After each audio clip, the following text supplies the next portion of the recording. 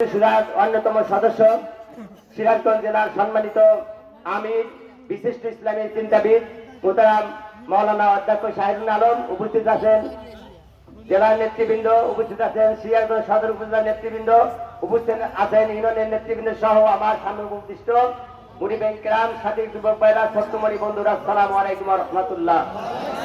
আল্লাহ তাআলার শুকরিয়া যে মহান আল্লাহ তাআলা ইজ্জতুল জালাল সালাতুল আসর থেকে শুরু করে এশা পর্যন্ত এই বিশাল একটা সমাবেশের যে আয়োজন করার সুযোগ সৃষ্টি করছেন, তার শুকরিয়া আমরা সকলেই করি আলহামদুলিল্লাহ।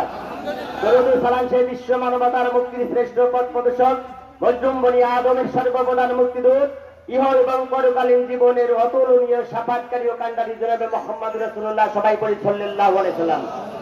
আমার হাসানু কাওলাম মিম্মান দাআ ইলাল্লাহ ওয়া আমিলা সালিহা ওয়া কালা ইন্নানি মিনাল মুসলিমিন। এরশাদ হচ্ছে অতি উত্তম কথা আর কার হতে পারে যে মানুষকে আল্লাহর দিকে ডাকে, সৎ কাজ করে এবং ঘোষণা করে আমি একজন মুসলমান। সম্মানিত উপস্থিতি, বাংলাদেশ জামাত ইসলামী এই বাংলার জমিনে দিন কায়েম করার লক্ষ্যে অবিরাম প্রচেষ্টা চালিয়ে যাচ্ছে। আপনারা ইতিহাস জানেন যে 2024 সালের জুলাই থেকে শুরু করে 26 সাল এই মুহূর্ত পর্যন্ত এই বাংলাদেশে ফ্যাসিস্টের দীর্ঘদিন যাবৎ একটা ক্ষমতায় দখলদার ছিল, কিন্তু আমরা বাংলাদেশ জামাত ইসলামের উপর যে রকম অত্যাচার নির্যাতন শুরু করছে, বাংলাদেশের ইতিহাস ছেড়ে গেছে, এই ধরনের ইতিহাস আর কখনো কোথাও ছিল না। আমরা এই বাংলার জমিনে আল্লাহর জমিনে আল্লাহর দ্বীন প্রতিষ্ঠিত করার ক্ষেত্রে আমাদের বিশেষ করে বাংলাদেশ জামাত ইসলামের কেন্দ্রীয় আমির মোহতারাম মাওলানা অধ্যাপক মাওলানা মতিয়ার রহমান নিজামী, আলী হাসান মাহমুদ মুজাহিদ, মোহতারাম মাওলানা দিল হাসান সাইদি সহ অনেক লোক আমাদের জীবন দিয়েছে। এই দেশটাকে একটা শক্তিশালী দেশ গঠন করার জন্য আমরা আপ্রাণ চেষ্টা করছি। আমরা আন্দোলন করেছি একটা দলের সাথে, জোট বেঁধেছিলাম 4 দলীয় জোট, জোট হয়েছিল আমাদের 20 দলীয় জোট। কোন কারণে, কিসের কারণে তারা অত্যন্ত চালাকি করে 20 দলীয় জোটটাকে 23 সালে তারা ভঙ্গ করে দেয়। কিন্তু ইতিহাস সাক্ষী, যাদের সাথে আন্দোলন করছি, নির্বাচন করছি, সরকার গঠন করেছি, আজকে তারা আমাদের শত্রু হিসেবে মনে করে। একটা দল, বাংলাদেশের যতগুলো রাজনৈতিক দল আছে তার মধ্যে একটা দলকে অপপ্রচার চালানোর জন্য চ্যাম্পিয়ন। এই দলটাকে আমাদের চিনে রাখা দরকার। আর আমি বলতে চাই ওই ভাইদেরকে, আপনারা তো আমাকে দেখেছেন, দেখেছেন 2006 সালে, তার আগে থেকে দেখেছেন, আন্দোলন সবকিছু একসাথে হয়েছেন। কিন্তু এখন আপনাদের কি হলো যে জামাত ইসলাম আপনাদের সাকলি মানে মুক্তিযোদ্ধা, আর যখন আমরা আলাদা হয়ে যাই তখন ওই আমরা এই রাজাকার শব্দ মুখে উচ্চারণ করবেন না। কারণ যে ফ্যাসিস্ট এই রাজাকার বলে তারা এই দেশ থেকে বিতাড়িত হয়েছে, পলায়ে গেছেন। আর এই পুরানা ঢোল আর আপনারা বাজায়েন না। কারণ আপনারা একটু চিন্তা ভাবনা করেন, এই বাংলাদেশের জমিনে আমরা দিন প্রতিষ্ঠার ক্ষেত্রে যে কাজটা করে যাচ্ছি, বিশেষ করে আপনারা জানেন যে বাংলাদেশ ইসলামী ছাত্র শিবিরে এই দেশে একটা কি হয়েছে, নিরঙ্কুশ বিজয় অর্জিত হয়েছে, তা কি কন? এইভাবেই এই প্রথমবার যেমন ইসলামী ছাত্র শিবির বাংলার জমিনে বিজয় হয়েছে, আগামীতেও ইনশাআল্লাহ বাংলাদেশ জামাত ইসলামী বিজয় হবে। এই বিজয় দেখে তাদের দলের হাজার হাজার ছাত্র দল, যুব দল, মূল দল থেকে শুরু করে বিভিন্ন দলের লোকগুলাই এখন জামাত ইসলামে একের পর এক যোগ দেওয়া শুরু করে দিচ্ছে। এই চান্দাবাদী আর এই ধান্দাবাদী আর টেন্ডারবাদী মানুষ আর খেতে চায় না।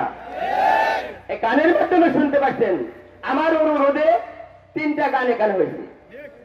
আমার তো অত্যন্ত প্রিয় বাদর এই ব্যক্তিত্ব, বাংলাদেশ ইসলামী ছাত্র শিবিরের সংগঠন আর বাংলাদেশ জামাত ইসলামী সংগঠন, এই সংগঠনকে আপনারা পরিপূর্ণ বাস্তবে এখনো দেখেন নাই। সেজন্য আগামীতে এই দাঁড়িপাল্লার যে জোয়ার উঠেছে, এই জোয়ারটাকে আপনারা ধরে রাখবেন, নাকি কন? আনাচে কানাচে যেখানে যান না কেন, মহিলা এবং পুরুষ তারা সব কথা একই বলে যে এবার আমরা দাঁড়িপাল্লাকে দেখবো। সব দল দেখা শেষ, এবার দেখবো জামাত ইসলামী বাংলাদেশ। এই জোয়ার সারা বাংলাদেশে উঠে গেছে। যতই বাধা দেন না কেন, এই বাধা দেন গিয়ে আপনারা কখনো অগ্রগামী হতে পারবেন না।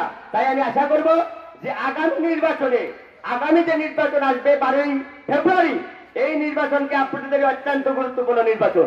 আর এই নির্বাচনকে আপনি বাস্তবায়ন করতে গেলে এবার আপনাদের কাজ করতে হবে, ঠিক কিনা? আমি তো মনে করি ব্যক্তিগত দিক দিয়ে আগামী এই 12ই ফেব্রুয়ারি আমাদের জন্য একটা তাবুকের যুদ্ধ।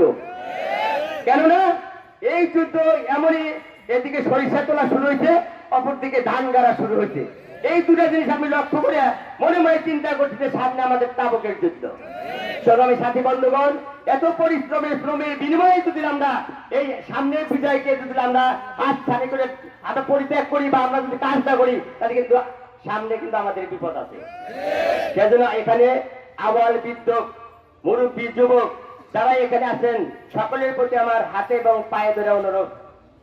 আমি যে আয়াতটা তেলাওয়াত করছি, আমানা হাসানু কাওলাম মিম্মান দা ইলাল্লাহ ওয়া আমিলা সালিহা ওয়া কালা ইন্নানি মিনাল মুসলিমিন। রাসূলের সময় যখন বিপদগ্রস্ত, তখন মানুষ কি করছেন? এই দলকে, এই সংগঠনকে, এই ইসলামটাকে তারা টিকে রাখছে। আমরা মনে মনে ভাবি, তারাও মনে মনে ভাবে যে আমরা কি মুসলমান না?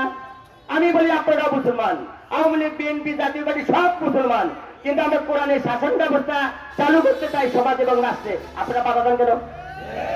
আপনারা কেন বাধা দেন? আপনারা যদি বলেন যে আমরা কোরআনের শাসন ব্যবস্থা কায়েম করব, আমরা আপনাদের সাথে যোগ দিব।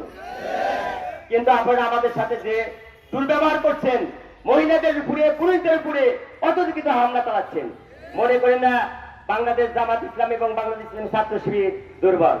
আমি আশা করব আমরা দুর্বল না, সবানের ভিত্তিতে আমরা আগামীতে দাঁড়িপাল্লা মার্কা ভোট দিয়ে জয়যুক্ত করে একটা ইনসাফ ভিত্তিক সমাজ কায়েম করবো। এতটুকু আশাবাদ ব্যক্ত করে আমি আলোচনা এখানে শেষ করছি। মা তৌফিক ইল্লা বিল্লাহ।